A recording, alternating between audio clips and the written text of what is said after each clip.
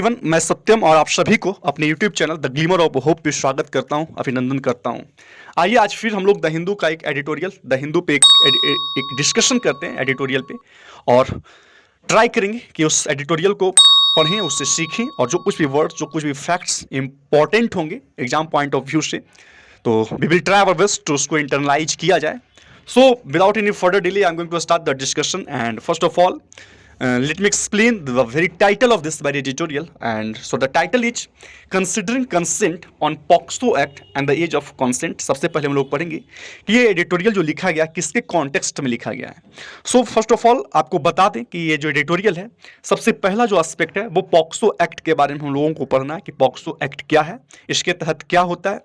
और सेकेंड चीज़ है as of consent, जो सहमति की जो उम्र है, मीन्स सेक्सुअल इंटरकोर्स की जो सहमति होती है उसको, उसकी जो उम्र है उसके बारे में पढ़ना होगा। और इस बात को जानने का अथक प्रयास करना होगा कि क्या जो एज ऑफ कंसेंट है सेक्सुअल इंटरकोर्स का, उसको चेंज किया जाना चाहिए। फिलहाल अगर करेंटली देखा जाए तो अभी 18 ईयर्स ऑफ एज है,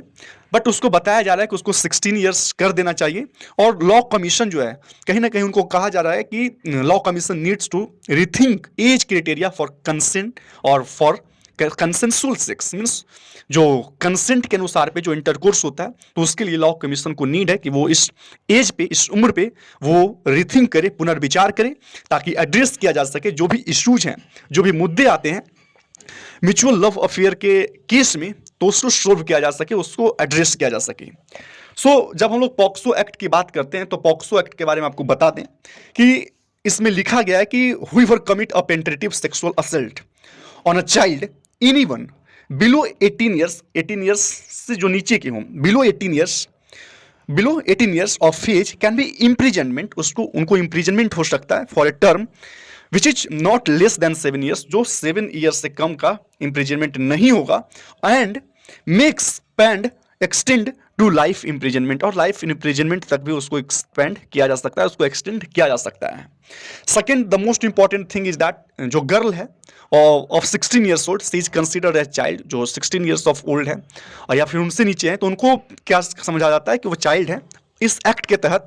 और hence her consent does not matter, और फिर उनकी जो सहमति है वो मैटर नहीं करता है, एंड फिर जो सेक्सुअल इंटरकोर्स होता है उसको एक रेप की तरह ट्रीट किया जाता है। सो विचार विमर्श जो है इसी बात पे करने का कि क्या जो एज ऑफ कंसेंट है, जो सहमति का जो उम्र है इंटरकोर्स करने के लिए, सेक्स करने के लिए, वो क्या 18 साल से कम करके 16 साल तक कर दिया जाना चाहिए। क्या ये उचित है, क्या ये रेलिवेंट है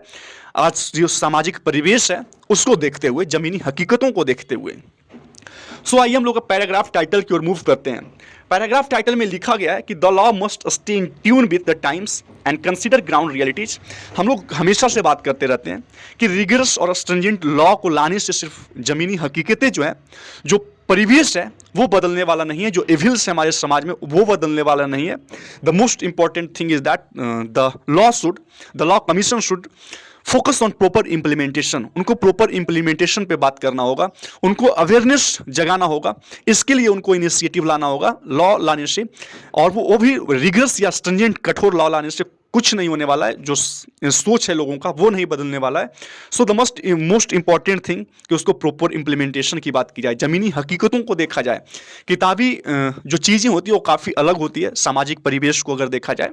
सो लॉ को कह रहा है कि मैं must stay in tune with the times, time के साथ उनको प्रिसाइज होना पड़ेगा, नियम को बदलना पड़ेगा,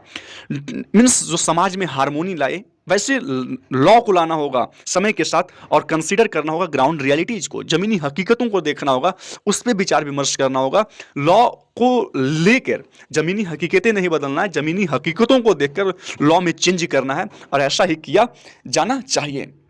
आपको बता दें कि पास्ट में ऐसे बहुत सारे क्रिमिनल प्रोसीडिंग्स हुए हैं,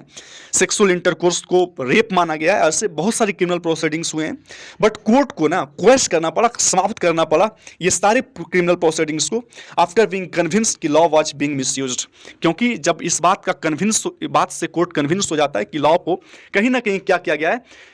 मिसयूज किया गया है, किस लिए, तो दूसरे लोगों को सताने के लिए, दूसरे पार्टी जो हैं उनको सताने के लिए। और समटाइम्स क्या होता है कि जो डिसग्रंटल्ड पेरेंट होते हैं, जो नाराज पेरेंट होते हैं अपने बच्चे से, जो इस तरह के कामों में उलझ जाते हैं, तो डिसग्रंटल्ड पेरेंट्स जो होते हैं वो फाइल करते हैं केस को ताकि फॉइल किया जा सके अपने बच्चों का जो रिलेशनशिप चल रहा होता है, टू एडोलेसेंट्स के बीच जो रिलेशनशिप चल रहा होता है उसको फाइल करने के लिए जो पेरेंट्स होते हैं, जो डिसग्रंटल्ड पेरेंट होते हैं, वो केस फाइल कर देते हैं। The second most important thing, आपको एक और चीज जो ध्यान में रखना है, उसको कंसल्टाइज करके इंटरनलाइज करना होगा, दैट इज जो डिफिनीशन है चाइल्ड का, उसको रीडिफाइन करने का जरूरत है। उसको कहा जा रहा है कि आप रीडिफाइन कीजिए ताकि जो कंसेंट है उसको कंसीडर किया जा सके। अभी कंसेंट जो है अगर 18 ईयर्स ऑफ एज की है तब वो कंसेंट माना जाता है, बट उसको और नीचे करना, उसको 16 ईयर ऑफ एज किया कर दिया जाए, तब क्या होगा कि एक नहीं जो कंसेंसुअल सेक्स है after age of 16 can be excluded from rigorous act of POCSO. जो पॉक्सो का एक्ट है उसके जो कठोर नियम है उससे बाहर निकाला जाना चाहिए, क्योंकि सामाजिक परिवेश जो है आजकल वो बदल चुका है और इसमें जो हानि है दोनों तरफ के लोगों को होता है। सो कहीं ना कहीं एक पुनर्विचार करने की जरूरत है। और आइए हम लोग अब पैराग्राफ की ओर मूव करते हैं और देखते हैं कि और क्या क्या इस चीज़ों में पढ़ना होता है। As much as law of a country must adhere to the principle of justice and fairness. जो लॉ है, एक बात तो फिक्स है कि लॉ को जस्टिस के तहत रहना चाहिए, फेयरनेस के तरफ होना, इम्पार्शियल होना चाहिए, प्रेजुडिस नहीं होना चाहिए, चाहे वो वीमेन हो चाहे वो मैन हो, उनको प्रेजुडिस होना पड़ेगा, उनको जस्टिस देना पड़ेगा। तो जस्टिस के साथ चिपके रहना होगा, न्याय के साथ चिपके रहना होगा,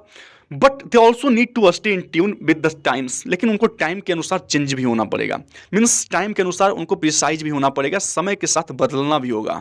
आप बदलिए बट जस्टिस को ध्यान में रखते हुए, जो इम्पार्शियलिटी है उसको मेंटेन करते हुए, जो बैलेंस है उसको मेंटेन करते हुए। It was this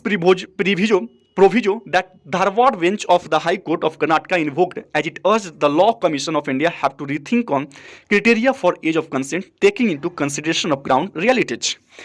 एक प्रोविजन, एक एग्रीमेंट के तहत जो धारवाड़ बेंच, जो हाई कोर्ट कर्नाटका के, उन्हीं के पीठ के द्वारा ऐसा इन्वोक किया गया था, ऐसा साइट किया गया था और उनमें इस बात को अर्ज किया गया था, आग्रह किया गया था, उठाया गया था कि जो लॉ कमीशन है इंडिया के, उनको रीथिंक करने की जरूरत है, उनको पुनः विचार विमर्श करने की जरूरत है। किस चीज़ पे? जो क्राइटेरिया है एज ऑफ कंसेंट का, मीन्स सहमति का एज कितना होना चाहिए, तो उसके क्राइटेरिया पे विचार विमर्श करने की जरूरत है। And particular the most important thing जिसपे सेंट्रलाइज किया गया है, जिसको सेंटर में रखा गया है कि उनको कंसिडर करना चाहिए, उनको ध्यान में रखना होगा जो ग्राउंड रियलिटीज है, जो ज़मीनी हकीकतें हैं, जो ज़मीनी हकीकतें हैं कि एक सामाजिक परिवेश में क्या क्या घट रहा होता है, उसको ध्यान में रखते हुए पुनः विचार विमर्श करने की जरूरत है। द नेक्स्ट इज द जजेज सेड, जजेज ने क्या कहा? They were motivated to make this recommendation, इस रिकमेंडेशन, इस सिफारिश को बनाने में, है ना, उसको लाने में बहुत ही मोटिवेटेड थे, बहुत ही जागरूक थे। Having encountered several cases relating to the minors over the age of 16 years but below the 18 years, having fallen in love and eloped with boys, and wondered why the consent of girl in sexual relationship is not factored in, especially when charges are made out under provision of POCSO Act। क्या बता रहा है कि जो जजेज हैं वो इस तरह के रिकमेंडेशन को लाने के लिए बहुत ही मोटिवेटेड थे, और खास करके तब क्योंकि वो बहुत सारे ऐसे केसेस से इनकाउंटर्ड हुए, उनका सामना किए, और जो वैसे केस जैसे माइनर गर्ल्स जो 16 साल से कम के थे, बट 16 साल से ज़्यादा का थे, है ना, लेकिन 18 साल से कम के थे, वो प्यार में पड़ते हैं और फिर क्या करते हैं, अपने प्रेमी के साथ वो भाग जाते हैं और शादी कर लेते हैं। एंड वंडर, और उन्होंने इस बात से भी वंडर किया, आश्चर्य किया कि why the consent of girl, जो गर्ल की सहमति है इन सेक्सुअल रिलेशनशिप में उसको क्यों नहीं इंक्लूड किया जाता है, उनको क्यों नहीं ध्यान में रखा जाता है। और खास करके तब जब चार्जेज जो होते हैं वो उनको मेड आउट किया जाता है, उनको कंप्लीट किया जाता है। कब? Made out under provision of POCSO act. POCSO act के तहत उनके जो चार्जेज हैं उनको क्या किया जाता है, उनको डिस्टिंग्विश किया जाता है, उनको कंप्लीट किया जाता है, फिर भी उनके जो सहमति है उनको फैक्टर्ड इन नहीं किया जाता है, उनको इंक्लूड नहीं किया जाता है। इस बात से भी कहीं ना कहीं आश्चर्य है। So the act was enacted, इस एक्ट को, इस कानून को इनेक्ट किया गया था, लागू किया गया था टू प्रोटेक्ट चिल्ड्रेन, ताकि चिल्ड्रेन को बचाया जा सके सेक्सुअल एब्यूज से, जो सेक्सुअल एब्यूज होते हैं, एक्सप्लॉइटेशन जो होता है उससे बचाया जा सके। And it reached the age of consent for sexual intercourse from 16 to 18 years, और उससे क्या हुआ, जो एज ऑफ कंसेंट है सेक्सुअल इंटरकोर्स के लिए वो बढ़ाया गया, 16 से 18 कर दिया गया था। इन प्रैक्टिस, अगर प्रैक्टिस में देखा जाए, अगर प्रैग्मेटिक होकर देखा जाए, अगर ग्राउंड रियलिटीज को देखा जाए, हालांकि स्टडीज हैव नोटेड, स्टडीज से ये पता चला है कि many cause cases booked under the act in the adolescent group, बहुत सारे ऐसे केस आए हैं, बुक किए गए हैं, फाइल किए गए हैं एडोलेसेंट ग्रुप में जो 16 ईयर्स एबव के हैं हैव अ रोमांटिक इन्वॉल्वमेंट, उसमें क्या होता है कहीं ना कहीं रोमांटिक इन्वॉल्वमेंट होता है। लोग रोमियो जूलियट की तरह इसमें इन्वॉल्व तो होते हैं, इंक्लूडिंग उसमें और क्या क्या इंक्लूड होते हैं, इलोप कर जाते हैं, मीन्स भाग जाते हैं अपने प्रेमी के साथ, अपनी प्रेमिकाओं के साथ विद द इंटेंशन, और इस इरादा से ताकि वो शादी कर लेंगे कंसेंसुअली, सहमति से, है ना। फिर इन ऑलमोस्ट ऑल इंस्टांसेस, इस सभी जो एग्जाम्पल आपके सामने पेश किए गए हैं, police cases are initiated, police case जो होता है वो इनिशिएट किया जाता है, उसका शुरुआत किया जाता है पेरेंट्स के द्वारा, जो डिसग्रंटल्ड पेरेंट होते हैं, जो नाराज पेरेंट होते हैं उनके द्वारा, ऑफ द माइनर गर्ल्स, जो माइनर गर्ल्स होते हैं, हु हैव इलोप, जो इलोप किए, जो भाग चुके हैं अपने प्रेमी के साथ with the lover. Once the sexual act is confirmed, एक बार जब पुलिस के द्वारा इस सेक्सुअल एक्ट को, जो सेक्सुअल इंटरकोर्स हुआ है या नहीं हुआ है, इसको कन्फर्म किया जाता है, कन्विंस हो जाते हैं police, the POCSO act is slapped on the boy, जो पॉक्सो एक्ट होता है, जो रिगरस एक स्ट्रिंजेंट लॉ होता है, वो बॉय पे क्या किया जाता है, लड़के पे क्या किया जाता है, स्लैप कर दिया जाता है, उसको ऐड किया जाता है, उस पर फाइल कर दिया जाता है। हु मे समटाइम्स, वो कभी कभी क्या हो सकते हैं, बेबी माइनर, वो भी माइनर से हो सकते हैं, माइनर ग्रुप से, और barely of legal age for marriage, और हार्डली लीगल एज होता है उनके मैरिज का। And the consequences of being prosecuted for penetrative sexual assault are life altering, और जो कंसिक्वेंसेस होते हैं, जो परिणाम होते हैं, जो रिजल्ट होते हैं प्रोसिक्यूशन का पेनिट्रेटिव सेक्सुअल असल्ट के लिए, वो क्या होता है, लाइफ अल्टरिंग होता है, कहीं ना कहीं उस लड़के का जो लाइफ है उसको अल्टर करके रख देता है, as they are mean to be, जैसा जाना जाता है कि जो पॉक्सो एक्ट है वो काफ़ी क्या स्ट्रिंजेंट लॉ है, काफ़ी रिगरस लॉ है, और ऐसे लॉ जब एक बार कन्विंस कर लिया जाता है, एक बार कन्फर्म कर लिया जाता है सेक्सुअल इंटरकोर्स को, तब उस लॉ को बॉयज पे स्लैप कर दिया जाता है, ऐड कर दिया जाता है, फाइल कर दिया जाता है, एंड बाद में फिर क्या होता है उसका रिपरकशन जो है हम लोगों को भली भांति पता है। फिर while the boys face criminal prosecution, जबकि क्या होता है कि जो बॉयज हैं वो क्रिमिनल प्रोसिक्यूशन फेस करते हैं,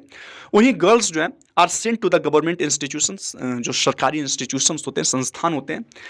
वहाँ भेज दिए जाते हैं। विन दे प्रोटेस्ट पेरेंट्स स्ट्रॉन्ग डिसअप्रूवल, जब पेरेंट्स जो होते हैं वो स्ट्रॉन्ग डिसअप्रूवल फेस करते हैं, पेरेंट्स जब डिसअप्रूव करते हैं उनके संबंध के, उनके लियाजन को, तब उनको गवर्नमेंट इंस्टीट्यूशंस लड़की को भेज दिया जाता है, जबकि जो लड़के हैं वो क्रिमिनल प्रोसिक्यूशन फेस करते हैं। एक्टिविस्ट हैव चार्ज दैट, एक्टिविस्ट ने इस बात को चार्ज किया कि this has the potential to wreck to the lifes of the youngster, इस लॉ से यह संभावना है, पोटेंशियल है, ये कहीं ना कहीं जो यंगस्टर्स हैं उनकी ज़िंदगी को रेक कर देगा, उनको ज़िंदगी को डिमोलिश कर देगा। जो कोई भी यंगस्टर्स इस सारे कामों में इन्वॉल्व होते हैं, अपने आप को इन्वॉल्व रखते हैं। And the entire families too are filled by this encounter with the law, और जबकि बॉयज़ और गर्ल्स के साथ तो जो कुछ भी होगा वो होगा ही, उनके पूरे परिवार जो हैं, उनके पूरे परिवार इस लॉ के द्वारा दब जाएंगे, उनके सामने गिरना पड़ेगा उनको, और इस लॉ को वो इनकाउंटर नहीं कर सकते हैं। So there is no doubt, इस बात में कोई संदेह नहीं है कि चिल्ड्रेन आर वल्नरेबल, जो चिल्ड्रेन होते हैं वो काफ़ी वल्नरेबल होते हैं, काफ़ी एक्सपोज्ड होते हैं to be harmed, but and must be protected from forced attempt to sexually assault और groom them with an eye on exploitation, यौन उत्पीड़न के फोर्स्ड अटेम्प्ट से बचाना जाना चाहिए, या फिर शोषण पर नजर रखने के लिए उन सारे यंगस्टर्स को हम लोगों को तैयार रखना चाहिए। हालांकि the realities of adolescent attraction and ascertainment of consent 16 years और above must be considered pertinent to investigation और प्रोसिक्यूशन, जो एडोलेसेंट एज में आकर्षण की वास्तविकता है और सहमति है, तो सभी की जांच और जो अभियोजना है, जो प्रोसिक्यूशन है, वो रेलिवेंट माना जाना चाहिए, चाहे वो 16 ईयर्स ऑफ एज हो या फिर उससे एबव की बात की जाए। द हाई कोर्ट जजेज ऑल्सो आस्क्ड, हाई कोर्ट जो जज हैं उन्होंने इस बात को भी पूछा, कहा if it could be presumed that minors have knowledge of the applicable law, अगर जो माइनर्स हैं उनको इस बात का पता हो, उनको ज्ञान हो कि जो एप्लीकेबल लॉ है वो कितना स्ट्रिंजेंट हो, और फिर भी वैसे कामों में वो अपने आप को लगाते हैं, इन्वॉल्व करते हैं, इट में भी रिमेंबर्ड, यह याद रखा जाना चाहिए that the justice JS Verma committee, justice JS Verma committee ने, उन्होंने अमेंडमेंट पे on criminal law also recommend, उन्होंने भी क्रिमिनल लॉ पे अमेंडमेंट के जो क्रिमिनल लॉ थे उस पर रिकमेंड किए थे, सिफारिश दिए थे कि एज ऑफ कंसेंट, जो एज ऑफ कंसेंट है सेक्सुअल इंटरकोर्स का, वो रिड्यूस कर दिया जाना चाहिए to 16 years, and necessary amendment made in the POCSO act, एक जो नेसेसरी, एक जो इम्पेरेटिव अमेंडमेंट है, संशोधन है पॉक्सो एक्ट में, वो किया जाना चाहिए। फिर द लॉ कमीशन, जो लॉ कमीशन है, must not train it guns on actual implementation of the act, जो लॉ कमीशन है उनको भी कंटिन्यू करना पड़ेगा, क्या चीज़ कंटिन्यू करना पड़ेगा, अपने एम को, और कंटिन्यू टू हैव बिलीफ, उनको बिलीफ रखना होगा अपने एक्ट पे, and ensure the POCSO act, और इस बात को सुनिश्चित करना होगा, कहीं ना कहीं लोगों को दिलासा दिलाना होगा, अपने यंगस्टर्स को दिलासा दिलाना होगा कि वो state true to its broad intent, इसका जो मेन इंटेंट है, इसका जो व्यापक एक कॉम्प्रिहेंसिव एक ब्रॉड इंटेंट जो है, इरादा जो है वो क्या है, उससे अपना सहमति जताए रखे, उस पर बिलीव रखे और वो बताए लोगों को, ये दिलासा दिलाए, ये इंश्योर करे कि जो ब्रॉड हमारा इंटेंट है, जो पॉक्सो एक्ट का इंटेंट है वो क्या है, काफ़ी उसके क्या है, उसके करीब हैं हम लोग। और द प्रोटेक्शन ऑफ चिल्ड्रन, और उनका जो ब्रॉड इंटेंट है वो क्या है, जो इंटेंशन है that is the protection of children, जो प्रोटेक्शन है, जो बच्चे हैं, जो चिल्ड्रन हैं, उनका protection, that is the core aim of this POCSO act. और वो कोर जो एम है, जो ऑब्जेक्टिव है इस एक्ट का, उसी के साथ साथ उसी से सत्यता की ओर हम लोग अग्रसर कर रहे हैं। इस बात को कहीं ना कहीं लॉ कमीशन को दिलासा दिलाना होगा। So this is the end of this very article. आपको एक बात बता दें कि जो मेन ऑब्जेक्टिव होना चाहिए, जो नाउ द स्पॉटलाइट जो होना चाहिए, वो हाउ टू गो फॉरवर्ड, आगे हम लोगों को कैसे बढ़ना चाहिए। और सबसे इंपॉर्टेंट चीज कि एडुकेट करना होगा एडोलेसेंट को। जितने भी एडोलेसेंट हैं, जो कोई भी यंगस्टर्स इस एज में, उनको एजुकेट करने का जरूरत है, उनको अवेयर करने का जरूरत है ऑन देयर बॉडीली ऑटोनॉमी, उनकी जो शारीरिक ऑटोनॉमी है, उनको लेकर उनको जागरूक करना पड़ेगा, उनको एडुकेट करना पड़ेगा, उनके राइट्स को लेकर उनको एडुकेट करना पड़ेगा। और safe practices that include contraception, और सेफ प्रैक्टिसेस के बारे में उनको बताना होगा कि तभी जाकर कहीं ना कहीं इस दशा को हम लोग सुधार सकते हैं। सो एक बात और, the last one, that otherwise क्या होगा, it would be of no use executing and implementing stringent law. कोई यूज नहीं रहेगा, आप कितने भी स्ट्रिंजेंट और रिगरस लॉ को इंप्लीमेंट कर लीजिए, जब तक आप ज़मीनी हकीकतों को से रूबरू नहीं होंगे, आप उसको बचाने का कोई अच्छा उपाय आप नहीं निकाल सकते हैं। सो जो ज़मीनी हकीकतों को ध्यान में रखते हुए सरकार को कहीं ना कहीं जो इम्प्लीमेंटेशन है, जो ग्राउंड इम्प्लीमेंटेशन है, जो ग्राउंड रियलिटीज है, उसको ध्यान में रखते हुए ग्राउंड इम्प्लीमेंटेशन पर सुधार करना होगा। This is the end of this very article and I think कि आपको समझ में आया होगा। तब फिर हम लोग कल मिलते हैं, but before that I would like to request at last from all of you that please like and subscribe this channel, share to all your educational groups, to all your friends whoever are curious to know। फिर हम लोग कल मिलते हैं, तब तक के लिए धन्यवाद। Have a nice day, take care. And सबसे इंपॉर्टेंट चीज, जो कुछ भी आप पढ़ रहे हैं, try to implement those all in your ground, in your ecosystem, in your realm. So thank you, take care, have a nice day, thank you, bye bye.